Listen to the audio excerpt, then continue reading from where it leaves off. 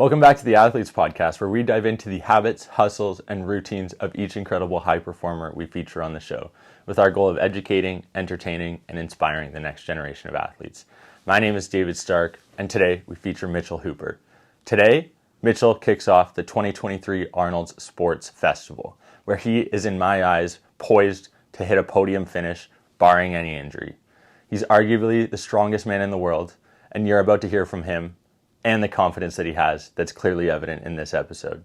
He's been doing strength sports for 3 years, having played football, gone to the University of Guelph, gone down under for school, hence why we're wearing the green and yellow. He has no shortage of life experience and knowledge. As I mentioned, you're going to love this episode. In his rookie year as a strongman, Mitch competed in 6 competitions and had a podium finish in each of them. Giants Live Strongman, 2nd place.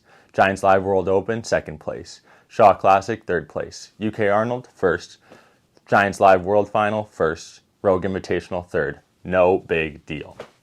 This man has been a bodybuilder. He's run marathons, played football, shot 75 last time he played golf. I'm still trying to figure out whether there's anything he can't do. If we do an Olympic-style event with the Athletes Podcast, Mitchell Hooper is going to be on it. Outside of strongman, Mitchell is also the director of an exercise physiology clinic in Barrie called Longevity Nexus. If you're in the area, please check it out and let him know that I sent you. Mitch also runs a successful coaching business with Moose Strength Team. Like I mentioned, I don't know how this guy is able to get it all done, but you break it down in the episode and you'll find out how he is so incredible. I'm super excited for you folks to listen to the 165th episode of the Athletes Podcast. But first, we got to say thank you to our sponsors for helping us today and allowing you to tune into this episode. First, Perfect Sports. Let's talk about Altered State, one of their pre-workout supplements. Altered State was created using a powerful combination of citrulline malate, beta-alanine, taurine, and agmatine sulfate, along with over 400 milligrams of triple source caffeine. This powerful formula is designed to create undeniable motivation within minutes of taking it. It will give you the stimulation you need to hit more, better reps while you're training, and allowing you to drastically improve your efficiency of your sessions, especially on those days where you're just not feeling it. Make sure you have the energy you need for every session, and make sure you are ready when competition comes. For a full breakdown of Altered State and the ingredients and benefits, as well as other top quality products, head over to perfectsports.com. That's perfectsports.com, and use the code AP20 at checkout for 20% off your order. This episode is also sponsored by Rooted. If you guys haven't seen it yet, they've been sponsoring us for a couple months now. They have the best pack that you can put into your body every single day. 3 times the electrolytes of typical sports drinks, 24 vitamins and minerals, and 9 superfoods. They have both a men's and women's options, easy on-the-go packs for you to put into your water. While you're there, head over to rooted.com, use the code AP18 at checkout to get 18% off your order. That's ROOTD.com, and get 18% off by using the code AP18. Now, let's get to the episode, number 165, featuring Mitchell Hooper, who's going to win Arnold this year. Let's go. Here we go.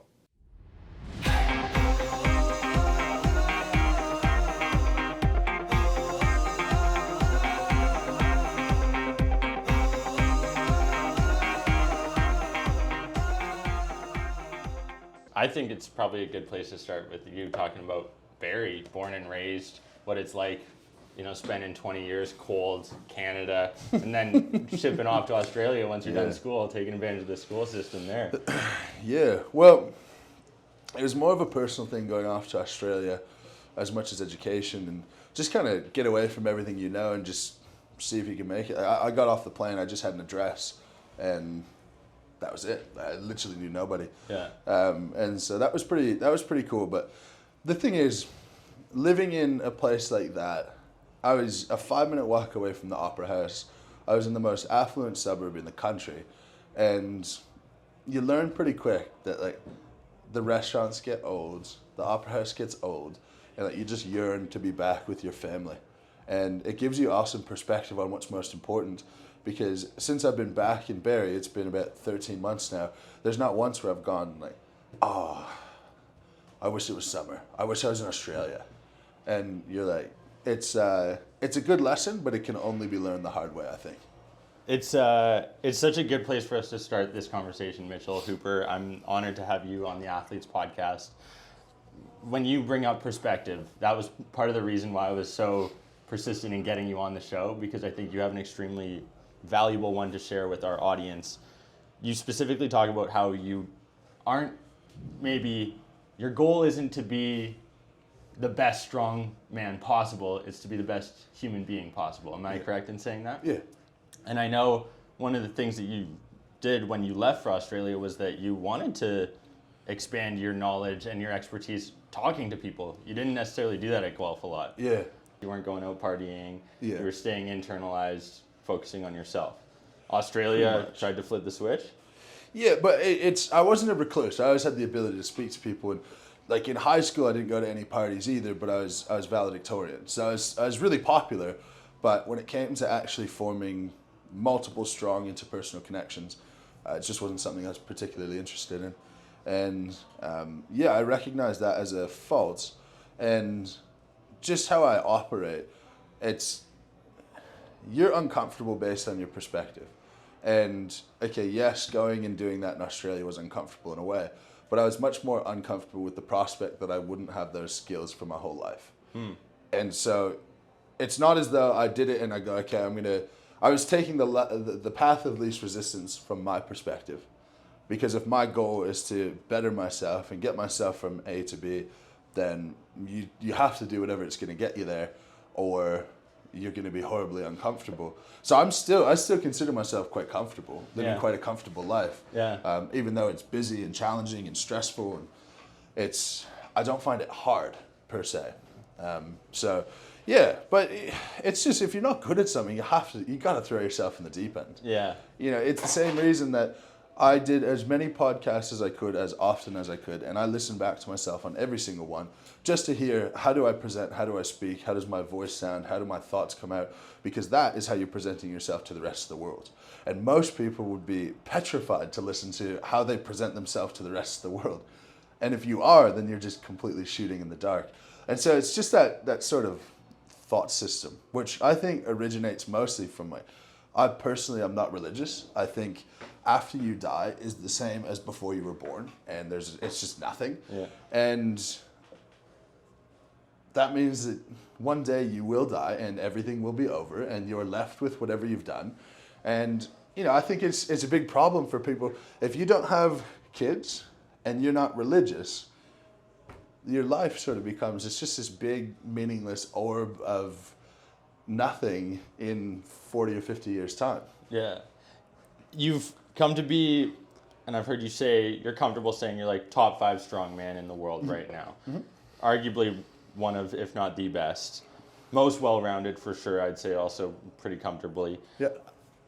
You only just jumped onto the scene. Like, this is, within the past 2 years, you've become the top 5 strongman in the world. What was that transition like for you? Are people treating you differently? Like, are people challenging you because they assume that, you're just the new guy on the block? What's that whole process been like? It's been amazing. I mean, just to speak on the pro strongman scene, it's the loveliest group of guys you can imagine.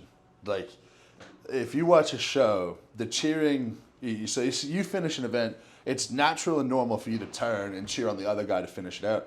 And that attitude is not a show. Like, that's exactly how you would be straight before the event. We'll share equipment with each other. We'll share attack with each other. And our events last for 60 seconds. There might be 6 events in a show. So, okay, you're 6 minutes. Otherwise, you get a whole weekend with these guys just hanging out and doing whatever. So that world has been really special. And I've got some of my closest friends in that world now, and I've only been in it for a year. So that's been awesome. But,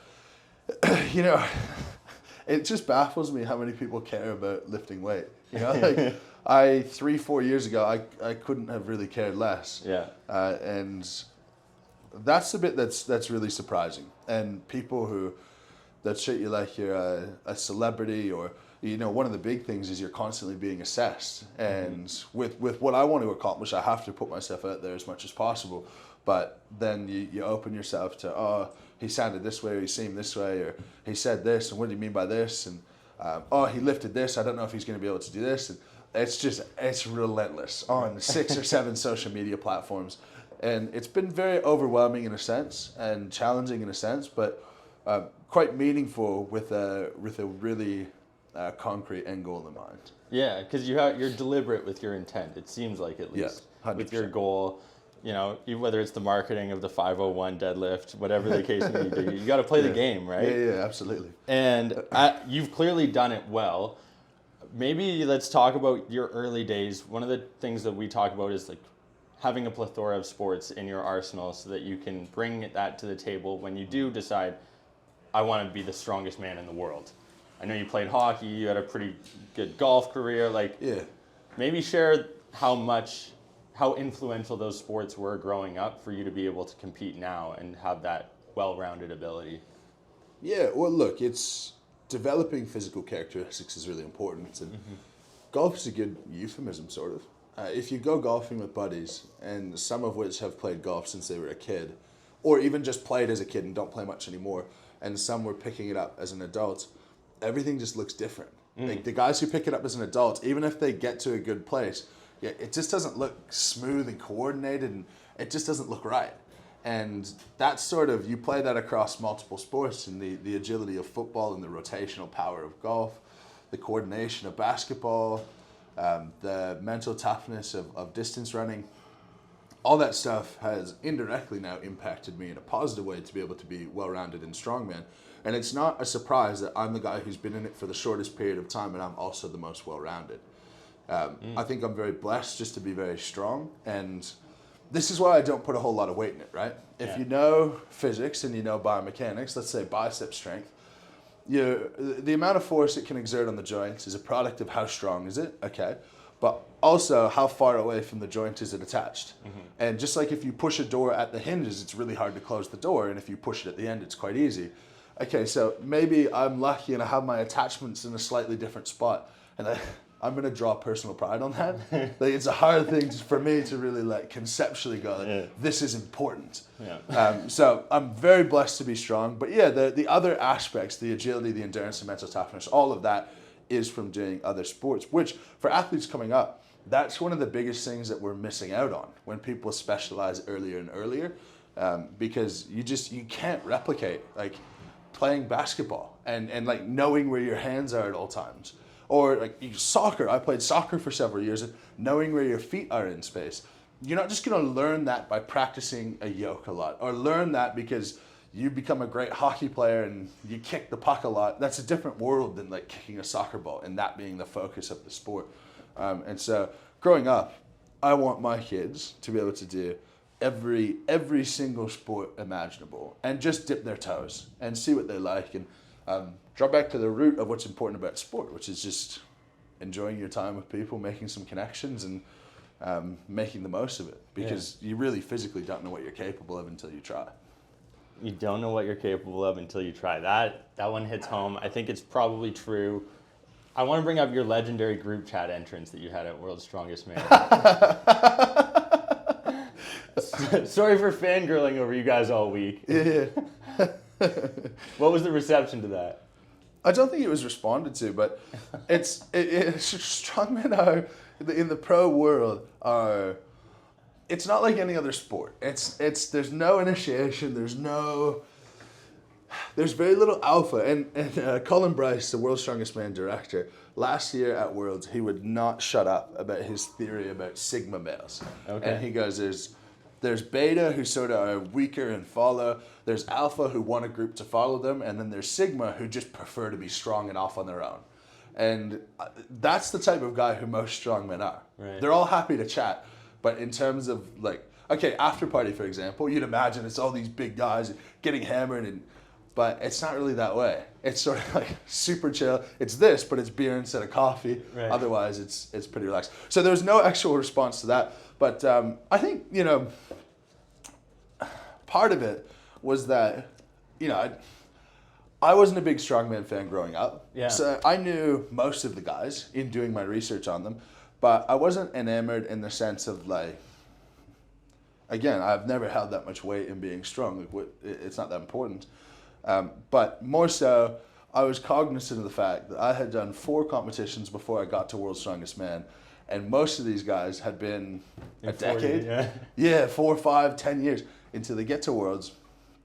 And so I wanted to one, put myself out there, but 2, just sort of like tip the hat and go like, look, I know I'm the nobody here, like full respect to all of you. That was mostly the intention of that. And you know, it's amazing. Like there's no element of who are you or why are you here. Like I made a point to introduce myself, and throughout the year and really everywhere I go, I have 2 rules for myself, and that's be as nice as you can be and make sure that everyone remembers your name for whatever reason. And so that was really my intention at Worlds. And you know, some of the guys, I introduced myself, some of the top strongmen in the world, and they go, "You don't need to introduce yourself. Trust me, I know who you are." It's like, wow, okay, right. Like you actually took the time to care, to go look, and even if it's for personal gain or research or whatever it is, pretty cool to be able to be accepted into a world like that. Yeah, well, no doubt. And then, but I think there is that group, that camaraderie, that almost not necessarily initiation, but I heard you tell a story about you're at the farm and Thompson basically stopped you from doing what would have been like a warm-up that could have injured yourself, I'm assuming? Yeah, so to backtrack that, I was told by a couple of guys who are in my group. So how Worlds is structured, you have to come top 2 in your group to make the finals, it's no easy feat for anyone. Yeah. Alexei Novikov won World's Strongest Man. The next year he didn't make the final. And I was told by one guy in my group, Gabriel Pena, like someone hurts himself out there every year. Just be careful. Make sure you're 100% ready to go. Sure. And then I sort of had a crack at all the heat events, and it was what it was. No big deal, really. And I started doing an event that was in the finals called the Power Stairs. And I got the implement up to the top. And there was no need, really, to do any finals events because I hadn't made it. The likelihood I was going to make it was very low. And you go back out to the boneyard to practice the finals events if you make the finals. But I'm just getting it out of my head, whatever. So I get it up to the top of the step. We pull it back down, and I go to do the duck walk bit, and yeah, Bobby Thompson comes over, and he was a bit frustrated with me. He's like, now I know Bobby really well, and he's a very serious guy. Love him to death. But he goes, stop. I'm like, what do you mean? I thought like I upset someone. He's like, someone gets hurt here every year. You're about to hurt yourself. Stop it right now. Come over with us. And yeah, it's special that way. Like people genuinely seem to care about each other, even if it's taking money out of your own pocket, or just ensuring that someone else is at their best. It's pretty incredible. Yeah, even going down to like sharing chalk at events when guys can't travel with it. Like, I can't imagine that happening in any other sport. You don't have golfers going out on the range sharing tips before their round starts, right? Whereas you guys are talking about basically everything up until you got cheering them on. Like, it's an interesting dynamic because it's an individual sport. Yeah. You've played team sports. One of the questions I had was like, how do you motivate yourself individually when you've got these guys around you that are pushing you and you're like internally motivated by making yourself better? But it seems like being strong doesn't really matter to you that much. You're like, it's not in a direct sense. Yeah. Right. But it is a very valuable proxy to expand your impact. Okay. And so that's what my drive is specifically, but more generally speaking, I think it's very important that regardless of what kind of day you're having, you know, anything could go wrong. If you could look yourself in the mirror and just know I'm physically improving in some way or another, I think that's just, it's so like primal and just at the root of what we yearn to do as human beings.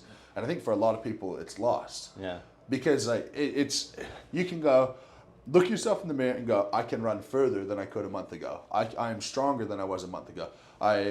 Whatever it is, I'm more flexible. I'm whatever. Making progress. That's just so simple. So simple. Where if you go, I am a better data analyst than I was a month ago because I feel that way. Like there's no concrete measurements or anything.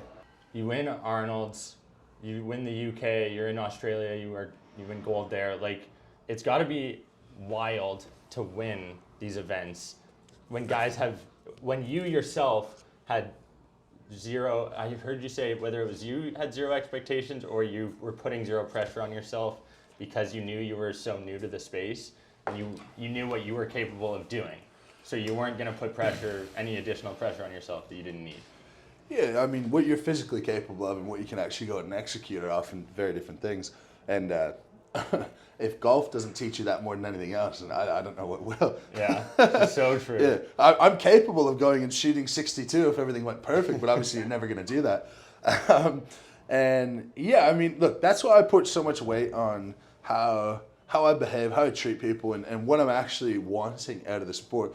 Because being on top of the podium, in every sport ever for me, my mum recounts a time when it was my last high school football game.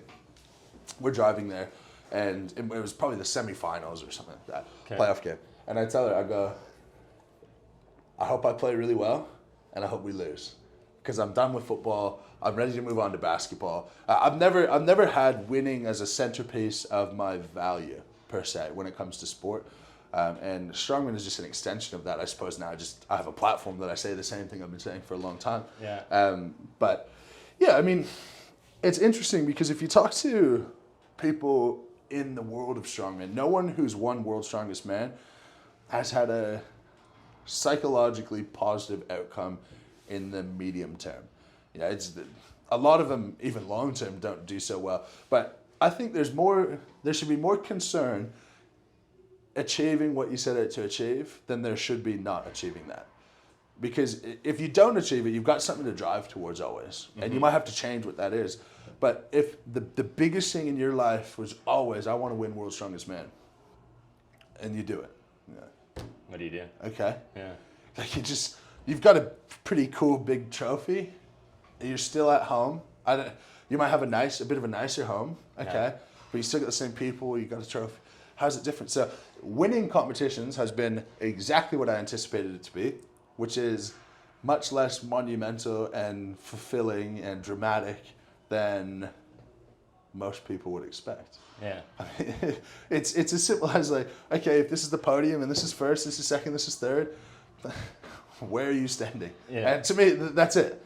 That's it. And you get a better social following if you win, but it's too abstract to actually feel like this is making my life better, or making me a better person, I should say. It's definitely enriching my life, but yeah, and you can't lose that perspective, because one day you won't be on the podium. One day you won't win. One day you won't compete anymore, and you can't let that rush of doing really well in terms of physical performance outcome, if that's what you base your worth on, then it's going to be tough for you to get old.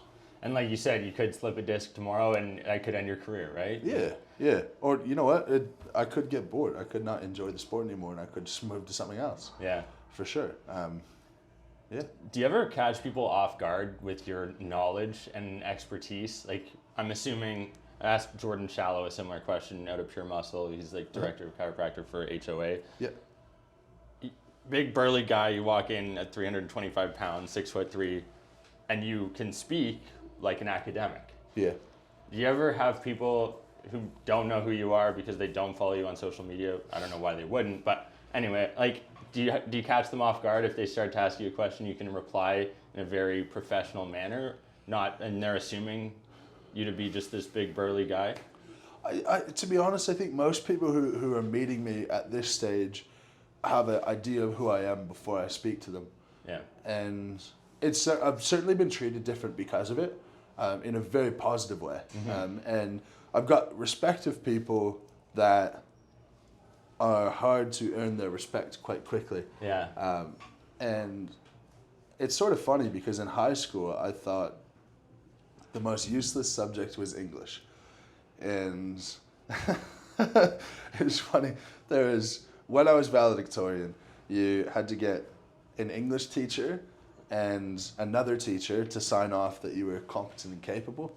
And when I took it to my English teacher just for the nomination, she's like, I'm sorry, I just can't sign this. And I said, why? And she goes, well, you're just not a good enough student. And it was because when we did Shakespeare, I said, Miss Robinson, I'm just not going to do this bit. And she goes, and like, I wasn't trying to be a shithead. It wasn't out of anguish. It was, I'm just not going to do it. And she goes, but if you don't do it, you'll get a 0 in this part of the course. I said, I know. It's worth 20%. My mark's good enough right now. I'm not going to fail the course. This is just not for me. And so I'd turn up to class. I wouldn't bring my book. I'd just sort of sit there and whatever. And so she said, no, thankfully I had one of my football coaches was an English teacher, and I got him to sign off on it. But I stand by Shakespeare is useless to learn. But English and your ability to read, write, and orate are probably the 3 most important things in terms of life skills. And I'm just very fortunate to be able to have a knack to be able to do that. Yeah. Because some people just have nothing to say. Right? You're like, well, that's just a type of person. But in today's world, online and podcasts and social media, it's, you got to have something to say. And it's tough if you don't. One of the things that you brought up there was the fact that you were okay with getting the 0, and because your grade was good enough. Yeah. Similar thing with maybe your dumbbell press at the Rogue Invitational. You're like, I'm cool with coming in 7th here because I know I'm so well-rounded everywhere else. You just apply that to everywhere in your life? No, I wasn't cool with that. I should have been much better there. I had the capability of being much better there. I'm critical of myself as an athlete, and I'm competitive with myself.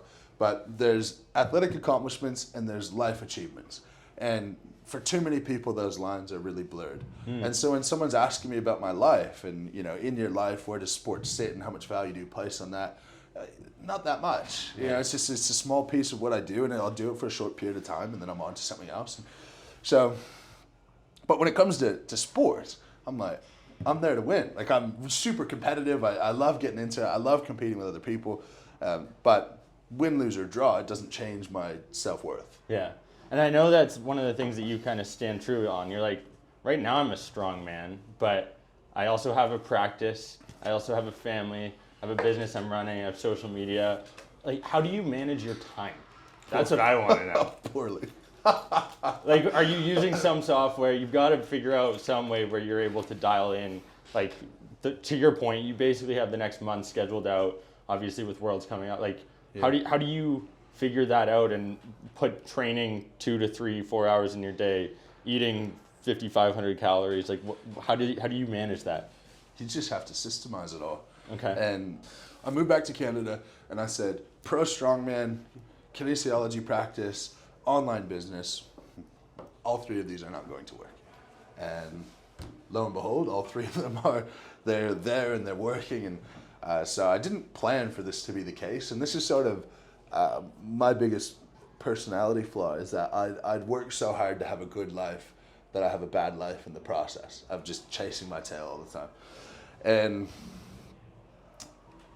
I mean, all you can do is hire the right people, accept that you're going to make mistakes, and hope for the best. There's a really good quote, and it's, how much you accomplish in life is directly proportional to how many things you allow yourself to mess up.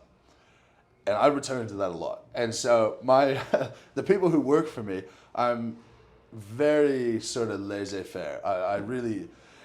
We're all going to make mistakes, get better from them, learn, whatever.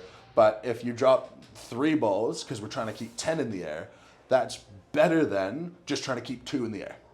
And it sort of is what it is.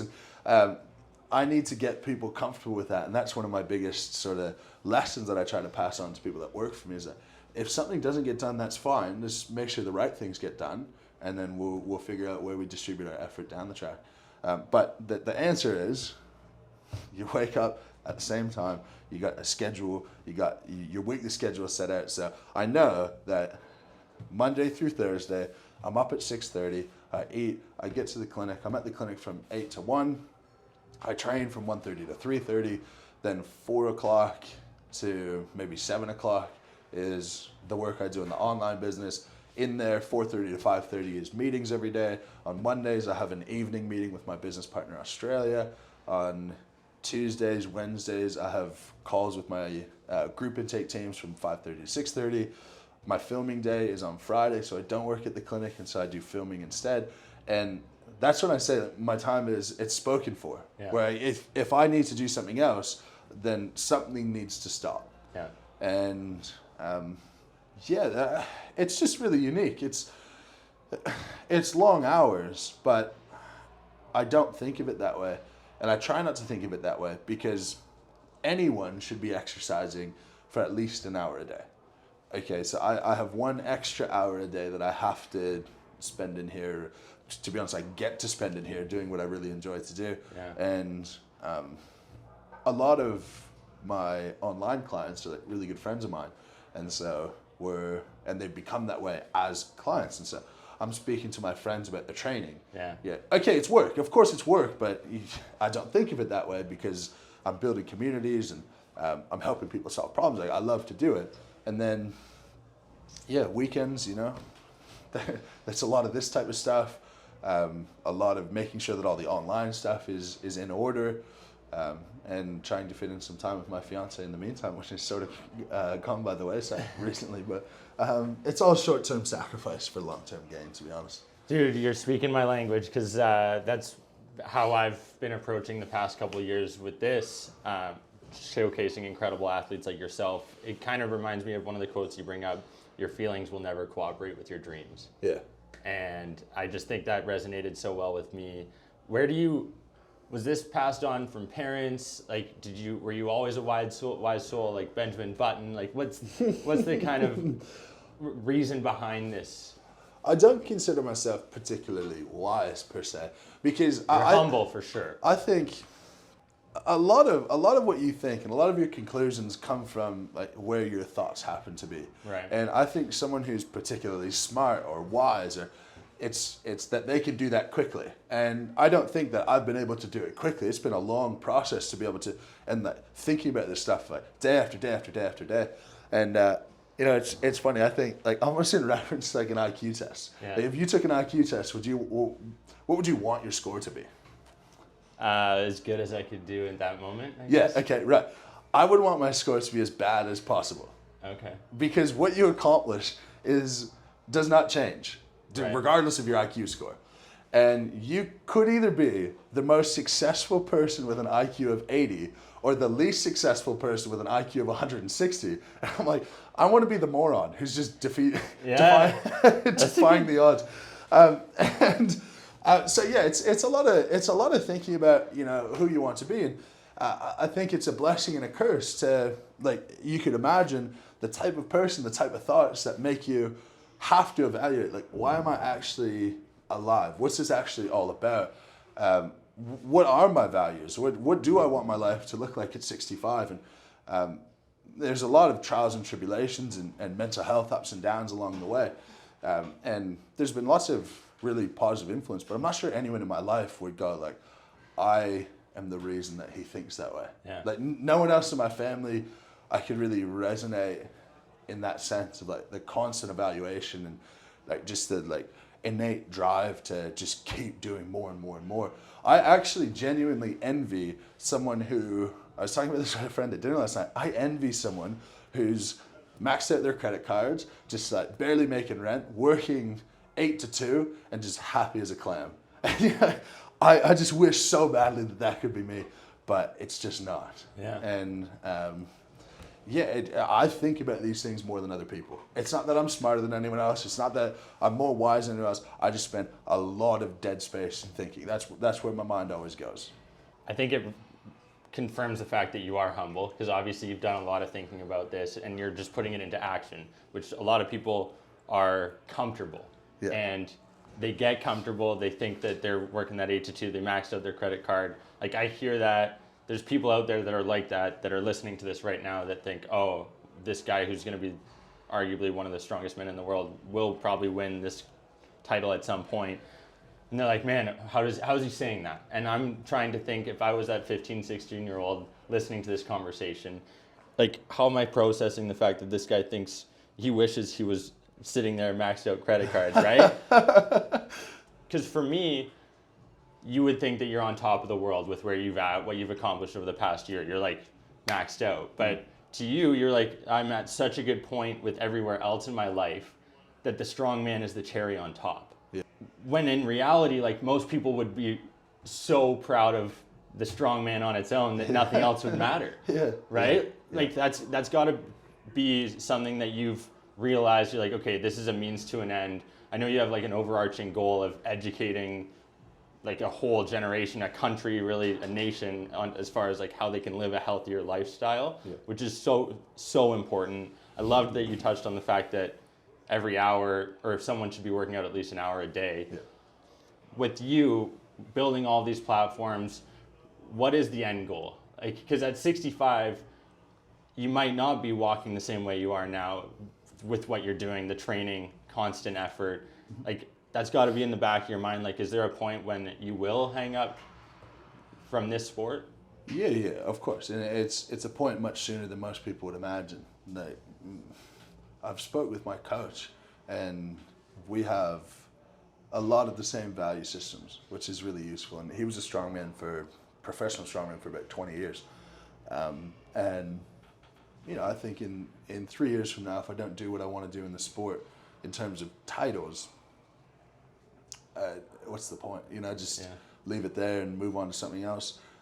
That being said, like my goal in strongman is to build a platform to be able to, you know, with how the world is right now, eyeballs are leverage, and leverage is leverage for whatever you want it to be, whether that's monetary gain, whether that's influence, whether that's impact, whether it's ego, whatever it is. Virtually everyone wants more followers on Instagram. And for me, that's followers to be able to get whatever message I'd like out there. And for me, right now and for the foreseeable future, I want that to be centered around the issues that the world is coming to with the lack of physical activity, even poor lifestyles within sport, particularly within strength sport. It's not a healthy thing to be doing what I'm doing. That being said, I am healthier than 95% of amateur strongmen who, you know, I was on a group call with a team earlier this week, and this guy, he's telling me how he's having a really hard time recovering from comp, and all I could see is like his face, and we have an honest conversation. I'm like, what's your height and weight? And he's like, oh, I'm 6'3", I'm 390 pounds. Ooh. And I'm like, why? Why are you 300? And he goes, oh, I got down to 320 once, and I just didn't feel as strong. And I'm like, that's because you had 70 pounds less weight. Yeah, and I mean, it baffles me, people who will sacrifice their entire health to be able to participate in the sport. So I would love, you play this all through. Okay, you win World's Strongest Man, you grow the following, you put out there largely stuff around education, around strength training, and doing so without injury, because to me, exercising without injury over the long run is the way to keep people consistent. Yeah. Helping them make progress over the long term, or understand why they're not making progress. Yeah. If I'm imagining as someone who's casually involved in the sport or just exercise, the thing that would disillusion me the most is if I wasn't getting better and I didn't know why. Yeah, okay, I'm just gonna go to something else. So if I could pass that message on, great. And within that, if I can then also talk about how this pertains to long-term health, long-term independence, and you start planting that seed, then all of a sudden you're listening to the message and you're benefiting from the message, and then you go, Mom, like, look what he's saying about bone density. Grandma, look what he's saying about how you can still improve when you're 80 and 90. And so it's a very delicate interplay between all those things, and it's indirect in terms of long-term health, but setting someone up for successful exercise early is what helps them be healthy over the long run to a dramatic extent. My favorite statistic, well, I suppose it's my least favorite statistic. My favorite one to quote is that in 1999, all the way up to 2019, it might have been, Canadian government did research on life expectancy. Both men and women increased 4 years of life expectancy. Over this time, we've had improvements in cancer treatment, improvements in, HIV and AIDS. We've got that medication done. We've got so many more antibiotics. It's just incredible, the number of things, the artificial limbs and this. We've increased 4 years of lifespan over that time, which proportion is pretty good. Yeah. Health-adjusted lifespan has not fucking changed at all. Okay, awesome. We've got 4 years of shitty life that we've increased. Yeah. What are we doing? And there's really strong research that once you're on more than 5 medications, the medications are actually working against you, regardless of what they're treating you for. So you're better off to have high blood pressure and diabetes and than to take that many medications. And guess what works on all that without having to do fuck all? right? In terms of medications. Training. Resistance training, aerobic training. It actually, the funny bit is that it doesn't matter so much what you're doing. It just matters that you're doing something. Yeah. So when you talk about you need to exercise or you need to train an hour a day, like you could even strip that package and say you just have to move an hour a day. Yeah. Just that's it. Just have the feeling of being out of breath. I don't care if that's in the gym. I don't care if that's going for a walk, on a bike, whatever it is. Just spend an hour like out of breath, moving, sweating, something, and the effects that has on your long-term health is dramatic. And you only fully appreciate this when someone you love is past their years of independence and they just 100% genuinely, no emotion involved, say, I just want to die. And so when you ask me, when you're 65, how are you going to be, like you might not walk the same, or you might not, why? I will. Because you could destroy your body, sure, if you're tearing ligaments and joints, but strength sports also has the lowest risk of injury over any other sport. And if I was a pro hockey player, you're probably not talking to me and saying like, oh, you're not going to walk the same. It's just for whatever reason we think of this, even though it's one of the most controlled things you can do. And when we talk about regular exercise, it's so easy to think about our bodies as a car. And people assume that a runner, someone who distance runs for a long time, that, okay, eventually your knees and hips are going to be arthritic. And that's the stupidest description of anything of all time, because arthritis is a drying out process of the joints. So don't avoid arthritis, because trying to avoid arthritis is like trying to avoid getting wrinkles. Like, you are going to dry out when you get older. Yeah.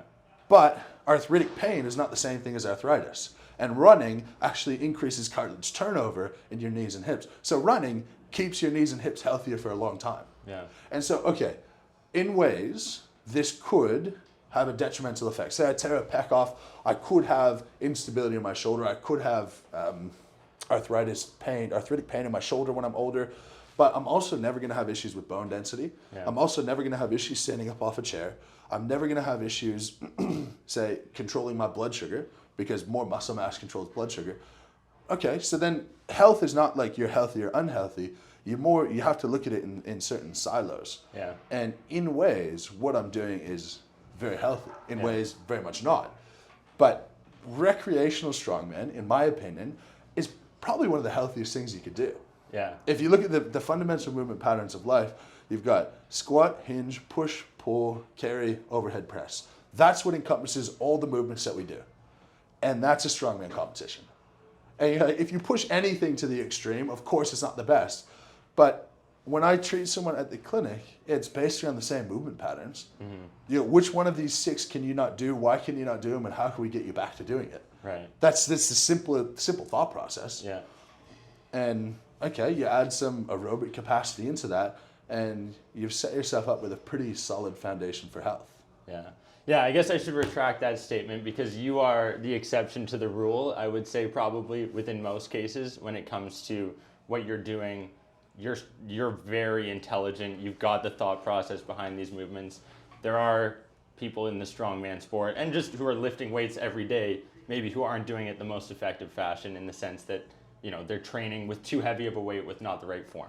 Yeah, maybe that's but what look, I was getting at. What the statement you said would be accepted by virtually everybody. Right. Even for me. Yeah. And that's my family. Before I speak to them about this, they trust my knowledge and that I'm not doing something stupid. But even my family at times are like, oh, and like if I show a video to like anyone over 60. Yeah.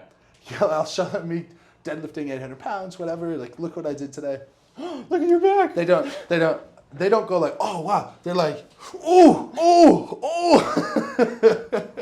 And it's your back, your knee, you're this, and you're like, I have the strongest back of anyone you know, and the strongest knees of anyone you know, and the strongest shoulders of anyone you know. Mm-hmm. And like, who's more likely to risk injury, me or you? Yeah. And it's a funny thought process when you approach something. To me, nothing I say is that smart.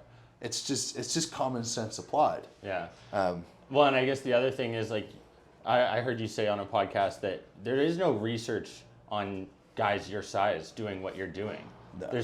There's nothing out there. So who's to say what you're doing is right or wrong?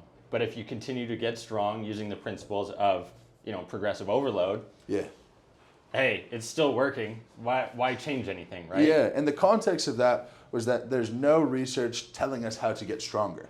And so it's the wild, wild west of what works for you and what doesn't work for you, and how do you manage your sympathetic fatigue, and how do you avoid injury. And there's really good principles to do all of that, but how it applies to every person at the top level is really tough. Yeah. But to circle back on how not everyone in strongman has the same approach or behaves in a healthy way, I would sort of compare it to like baseball. Yeah. You've got baseball players who are fit, healthy athletes, 100% ready to go. But then you have, and I would say those are athletes, and then you have baseball players who are like the designated hitters who have big guts, and obviously that's going by the wayside. But I take strongmen and I go, there's certain strongmen who are strongman competitors, and there's certain people who are strongman athletes.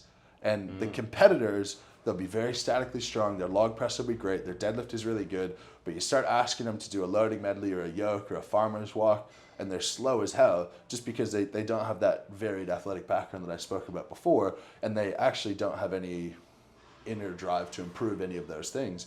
And you're going to have the same health consequences as anyone else who's 400 pounds and in horrible aerobic shape. Yeah, such a good point.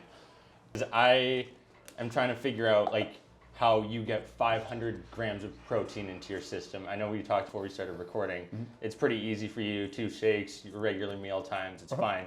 For most people, it's like an exorbitant amount of food. Pre-lift, what's your go-to meal? No such thing. No such thing. No varied, no changes. No, I don't force myself into any sort of ritual, because as soon as you go to, okay, I need Honey Nut Cheerios before I lift. Well, what if there's a competition in Zimbabwe and like, you're not getting Honey Nut Cheerios? I don't know if they have it or not. Then like, you can too easily be thrown off your game. Yeah. So to answer the question of how you get 500 grams of protein, 2 scoops of protein and milk is about 75 to 80 grams. You do that twice a day, you're at 160. Dinner with a good chunk of protein is another 70, so you're at 240. Then you've got a couple of lunches in the mix, you're up to 350. And then when I was doing 500, which I was at 500 for a short period of time, but then that was a third shake in the middle of the day. Okay. And then when you snack, your snacks are protein-rich snacks. Yeah. And then those are things like your protein balls, your protein bars, like even not whole protein animal products, but like your nuts and your seeds for higher protein content, higher calories. But yeah, it's once you get into a rhythm with it, if you're smart about it, it's not hard. Yeah. So you take the calories is the thing that most people react to, and 5,500 calories, which is 2.5 times what most people eat in a day. Well, I can make a shake and drink it in about 3 minutes. That's 1,100. Yeah. And I do that twice a day, and I'm at 2,200. I'm already eating what you're eating in 10 minutes of drinking. Yeah. And then you've got 3,200 to make up, and you got 3 meals, 3,200, 1,000 at dinner, 1,000 at lunch, 1,000 at lunch too. It's as simple as that. Yeah. And I actually have more issue with not eating than I do with eating, because once you get to a certain size, your body requires the nutrients, and your muscles are sucking up the glycogen from your blood. Yeah. If I have 5 or 6 clients in a row, I literally need to go get like a candy or something, because I'll get lightheaded, I'll get I don't feel right, because that's just what my body demands of me at the moment. Yeah. So while most guys might be the other way and they force feed themselves, I'm actually like, I could be way bigger. No problem. Really? Yeah. What's the heaviest you've ever been? I've never gone over 330. Okay. Like this is it. Yeah. And I'm prepping for the Arnold, which is the heaviest show of the year, so I'll be as heavy as I can be. As heavy as I'll allow myself to be. Yeah. But at the same time, I'm going to preach a message here of being healthy, being fit, long-term health, and I'm 380 pounds. You can't do that. Even if you're a lean 380, like there's a guy who I compete against who's a lean 380. And you're like, you look worse than fat 380 guys. Like you seriously look like you're about to die. Really? Yeah. Wow. Yeah. And all of us think that all of us, wow. It's crazy to think that that's still a thing. Like people would be treating their body to that extent. Well, because people misinterpret the sport, and people misinterpret the sport as who's the strongest, but it's not who's the strongest. It's who's strong enough and also fit and also agile and also has endurance and also can recover from first day of a show to next. So a lot more goes into it than just strong, but that's where if you get into it from an ego perspective, like, and your ego is, I want to be the strongest man in the world. The ironic bit is to get that title, you're probably not the strongest. You're an athlete. You have to be well-rounded in a sense. So, I think it's just if people get into it for the wrong reasons, they've got very predictable deficits. Right. Are you more grateful for hitting a PR of 430 by 2 on a shoulder press than you are hitting 410 in a competition because you upped your PR by 20 pounds? Or does it need to happen in the competition for you to feel like you're proving it to the world? It's not that. I don't care. No. Particularly because you learn very quickly. If I told you I shouldered, well, maybe not you, you're a bit more knowledgeable than the average, but I'd tell the average person, like if someone asked me what I could bench press, I'll say like 260. Because no one knows, no one cares. What can you deadlift? I could deadlift 1,050. I'll tell them, it's 700. And regardless of what number you say, they'll be like, whoa, serious? Like, yeah, no joking. So the number itself doesn't matter, but the proxy in which that number can facilitate, you go, in training, okay, that was posted by bar bend, some traction sort of, but if you do that in the Arnold, en route to winning the Arnold, that then is a much better prognosis. And if you watch that video, you'll see very, very rarely do I ever get excited in training about anything. But if I know that that's my key to doing really well in the show, and I just did it, then I don't go like, yeah, I'm going to win. I go like, I'm going to make my mark. Yeah. Like, I'm going to be able to do what I want to do because it's not that simple for me. So when it comes to gratification, I don't ever have one individual lift that I'm like, that lift is amazing. The pinnacle of that is when I deadlifted 475 kilos. That's sort of what kicked off everything for me. And even on the day, I'm hyping myself up for the lift. I'm not thinking like, you're going to be so strong. So many people are going to admire this. It's mostly like, if you do this, your life will be different. Like you will get one step closer to where you want to be. That's what I'm saying to myself. I'm not saying there's a weight on your baby or I don't take myself to that place. And it's all put in the context of the greater purpose. This is like refreshing to hear because you don't get this typically when you hear people on podcasts sharing their story. They're ego focused. Yeah. You have stripped that away clearly, to some degree at least. Whatever I think. And it's active, right? Because it's with all the social media and the traction, the messages, and I would love you and blah blah. It's it's like facilitated narcissism that you have to fight because. Yeah. Even with, I'm great mates with my videographer. I love him. But 90% of what we do is just centered around me and my life and what I'm doing and how strong I am. And you have to watch yourself or else you start thinking you're better than you are. Right. Which thankfully I haven't struggled with that too much because I'm on podcasts every week talking about how it doesn't matter that much. So you're sort of repeating it to yourself. Reminding It's interesting, but one of the toughest bits is people who don't know me and people who will pump your ego up. Yeah. They'll say, "Oh, I heard you on this podcast, and I love what you stand for, and I love what you had to say. And, you've inspired me so much." And like, it's really nice to hear that stuff. But you're like, okay, if you've got a scale, and on the x-axis it's how long has someone known you, or how well does someone know you, and on the y-axis it's how much they think you're the best thing that's ever happened to the world. You got this negative correlation. It's so depressing. Where my fiance is like, yeah, you're a normal dude who forgets to take the fucking trash out sometimes, and I love you, but you got your issues, and you got these people who don't know you at all, and they're like, you are amazing, glorified, yeah. And you go, why can't you think of me like that? But it's a whirlwind, man. It's crazy. What's something that people don't know about Mitchell Hooper? Well, look, the past 12 months have been incredible from the surface, right? But I've had some of the biggest struggles in the past 12 months of my entire life. And like what you see on the surface it's genuine for sure, but it's not necessarily accurate 100% of the time. So you could be pushing about fulfillment and long-term happiness, but within the fulfillment and long-term happiness, there's short-term sacrifice, and there's some huge short-term sacrifices of like I'm not the partner that I want to be. I'm not the person I want to be a lot of times because I'm doing this so that my family has a really good life. And like you're actually facilitating a bad life in the course of creating a good life. And that I've struggled quite a bit with how to manage it all and how people are assessing you, good, bad, or otherwise. It's been a huge challenge over the past 12 months as much as it's been incredible and successful. So I've found myself feeling very similar over the past 12 months in the sense that, like, you know, we've gained a bit of a following on the Athletes podcast. We're interviewing incredible people on a weekly basis.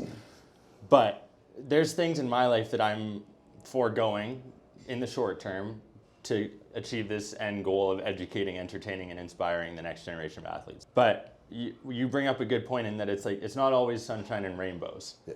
And people who are watching this show right now assume that people, or the athletes in the NHL, NBA, NHL, World's Strongest Man competitions live the best lives, don't have any problems because they're on TV or they have huge social media followings. Yeah. One of the things I want to strip away from that is the fact that, hey, these are normal people who also go through good, bad, and ugly situations. Yeah. The fact that you're willing to share that is huge. How, or maybe what pieces would you give to someone who's feeling that way right now or who's trying to build a following? What would you say are good reminders to think of during those down times or up times to keep you grounded? I just repeat to myself a lot. You get the problems you ask for, but only if you're lucky. And no life is devoid of problems. I think the best context to put it in is say in business. Like financially, this past year has been awesome for me. The online business has done well. Yeah. Obviously, the athlete side of things has gone well.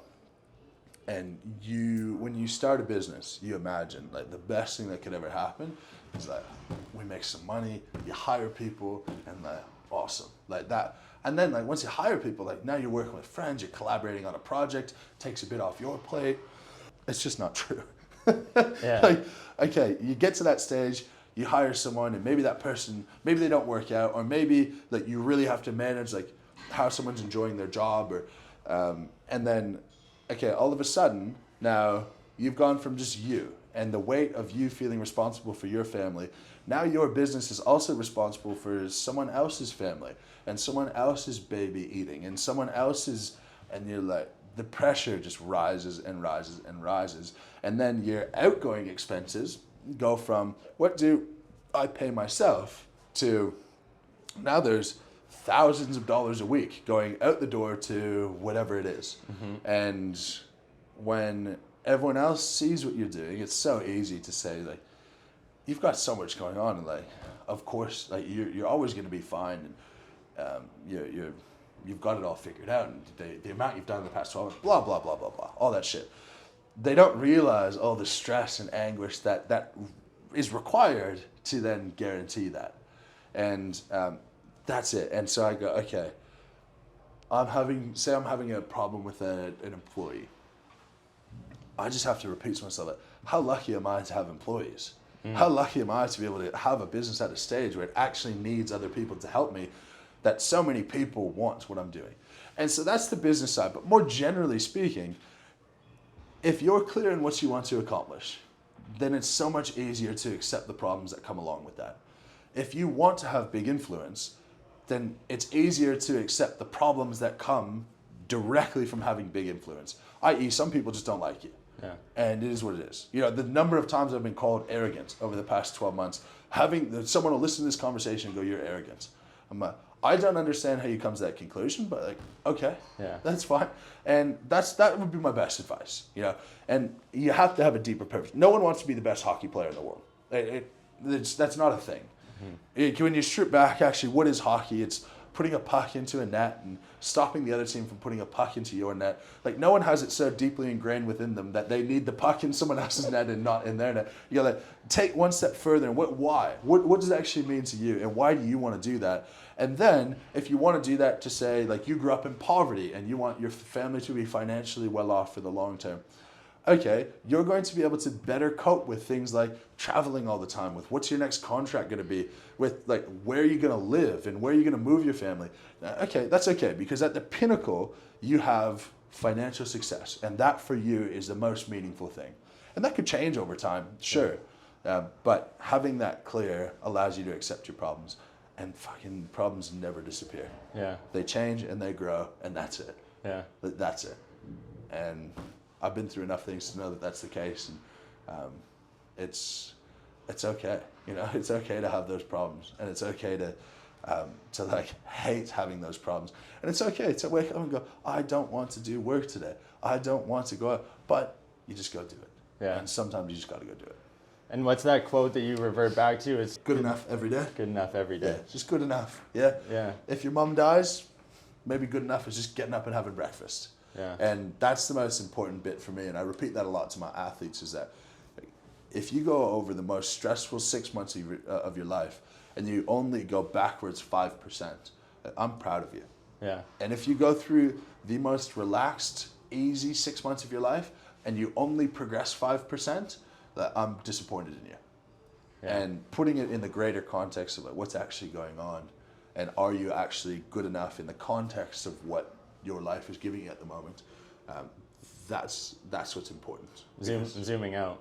Yeah, because some people you just get a bad deck of cards sometimes. Yeah. And it is what it is. Right now, for example, the Arnold, if I go win the Arnold in 2 weeks, that'll be twice as meaningful for me, because I've got the girl who works for me at the clinic is on vacation, and that's really hard. Mm-hmm.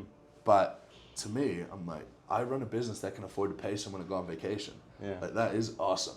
That is awesome. And like, not as though like they couldn't do that if I wasn't here, but just that like I'm a part of that is really rewarding, really, really fulfilling. So I'm doing the majority of the work at the clinic right now. Then I'm onboarding a new person for the online business this afternoon.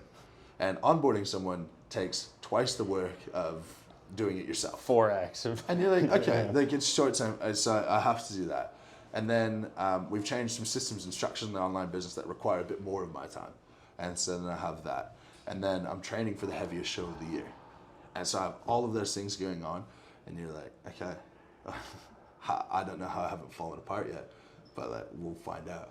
Yeah, it's like I'm going through it. I'm like, it's so impressive what you've been able to accomplish over the past year as you add on these additional stressors, whether it's your parasympathetic system, you're overloading it and still putting up PRs, winning competitions. Yeah. Like, is it the perfect sports supplements that are just working well, or what's going on? Like, it's the diesel protein, the perfect sports. No, I think it's because I genuinely treat training as my reprieve.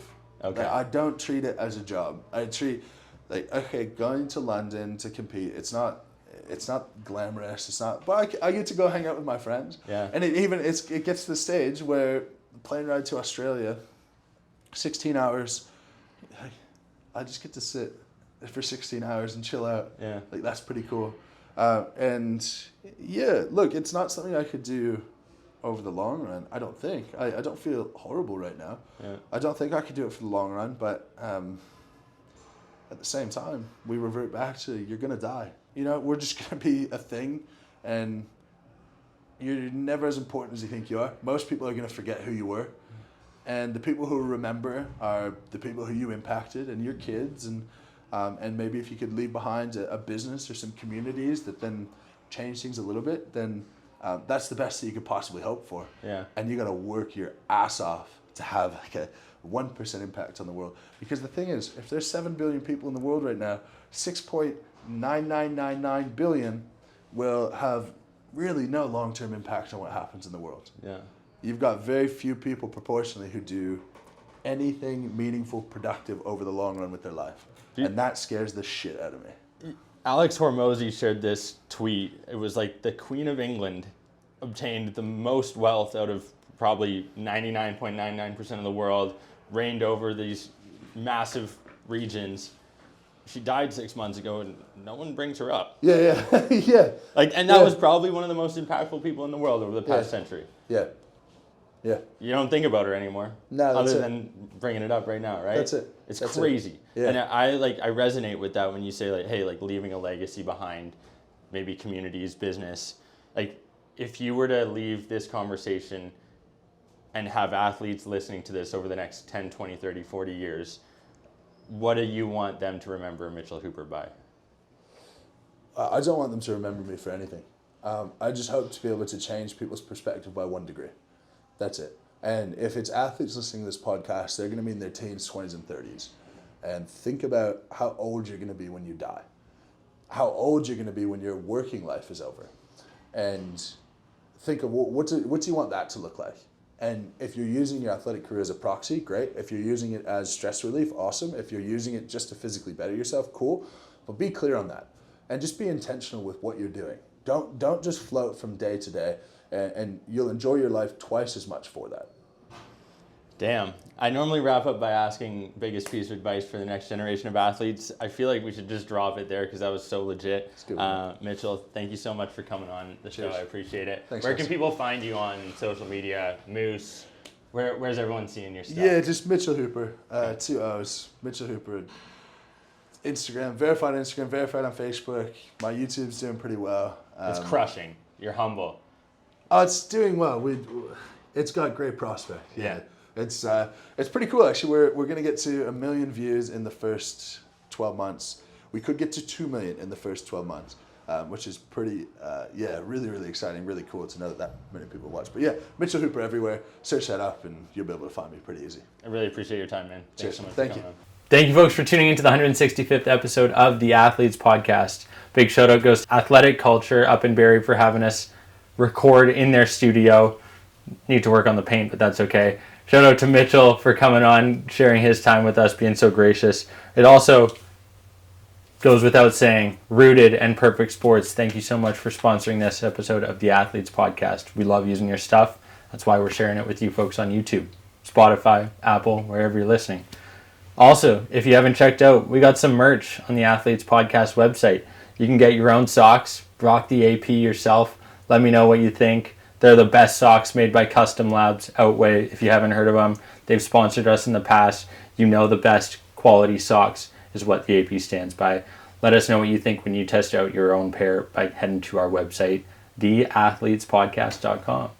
Thank you so much for listening to this episode of the show, 165. We got so many more left in the tank. We're just getting started.